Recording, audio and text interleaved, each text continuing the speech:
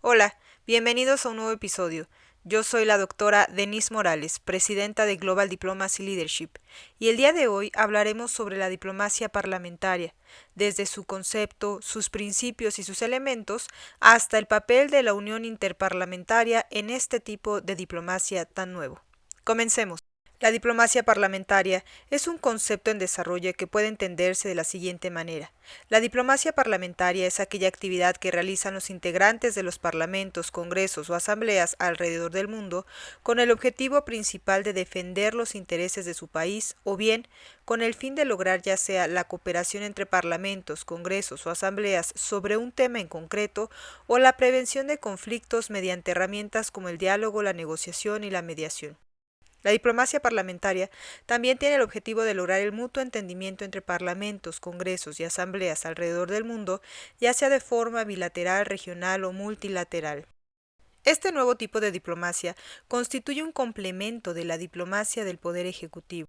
La diplomacia parlamentaria se puede llevar a cabo mediante la creación de grupos de amistad o la reunión de delegaciones parlamentarias o mediante la actividad que realizan los presidentes de las cámaras, entre otros. Uno de los principios fundamentales de la diplomacia parlamentaria es la cooperación y el respeto a la soberanía de los estados. A continuación quiero hablarles un poco de los elementos que destacan en este tipo de diplomacia. Y bueno, la diplomacia parlamentaria tiene menor formalidad, permite un dinamismo asertivo y complementa la actividad diplomática del Estado. La diplomacia parlamentaria puede lograr desde una cooperación legislativa hasta la adopción de acuerdos, tratados y convenciones por parte del Ejecutivo con ratificación del Legislativo. En otras palabras, la diplomacia parlamentaria es una nueva forma de representación que promueve la democracia y la cooperación entre parlamentos, congresos y asambleas de todo el mundo. Ahora bien, quiero hablarles un poco sobre la Organización Mundial de los Parlamentos, Congresos y Asambleas en el mundo, es decir, la Unión Interparlamentaria. Integrada por 181 países y 15 países asociados, la Unión Interparlamentaria busca esencialmente facilitar la diplomacia parlamentaria. Una de las misiones de esta organización internacional es trabajar por la paz y los derechos humanos en el mundo.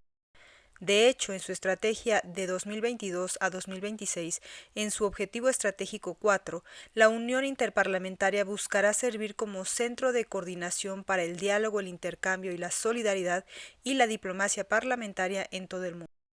Solo por poner un ejemplo, en cuanto a la promoción de paz y diplomacia parlamentaria, el pasado 23 de marzo de 2022, durante la 144 Asamblea de la Unión Interparlamentaria, se hizo un llamado a los diputados de la Federación de Rusia y a Ucrania para resolver las diferencias por medios pacíficos y diplomáticos respecto a la cuestión de Ucrania.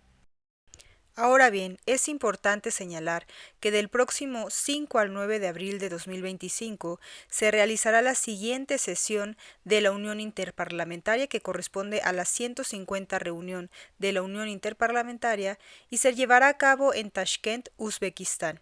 La agenda incluye, primero, la inclusión de Belice como un miembro de la Unión Interparlamentaria, el 40 aniversario del Foro de Mujeres Parlamentarias de la Unión Interparlamentaria, y también se espera la adopción de alguna resolución para mitigar el impacto de los conflictos en el desarrollo sostenible.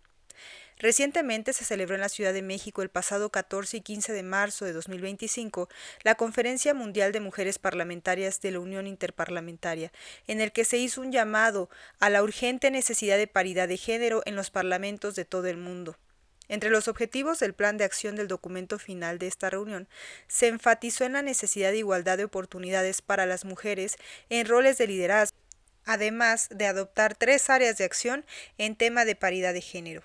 Así, la diplomacia parlamentaria refleja la influencia de los parlamentos en el desarrollo de las relaciones internacionales de un Estado. Eso es todo por hoy.